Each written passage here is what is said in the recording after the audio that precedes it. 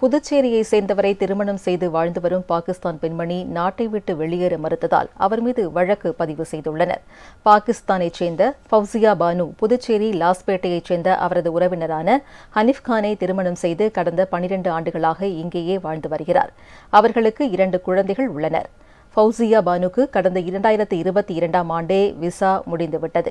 இந்நிலையில் பஹல்காம் பயங்கரவாத தாக்குதலை அடுத்து பாகிஸ்தான் நாட்டினர் வெளியேற உத்தரவிடப்பட்டிருப்பதால் ஃபவுசியா பானுவை இந்தியாவை விட்டு வெளியேறும்படி புதுச்சேரி வெளிநாட்டு பதிவு அலுவலக அதிகாரி நோட்டீஸ் அனுப்பினார். ஆனாலும் அவர் நாட்டை விட்டு வெளியேறாததால் அவர் மீது லாஸ்பேட்டை காவல் நிலையத்தில் வழக்கு பதிவு செய்து விசாரணை நடைபெற்று வருகிறது. ஆனால் ஃபவுசியா பானு எல்டிவி எனப்படும் நீண்டகால விசா வைத்திருப்பதால் அவரை வெளியேற்றும் உத்தரவை திரும்பப் பெற வேண்டும் என்று உறவினர்கள் வலியுறுத்தி வருகின்றனர்.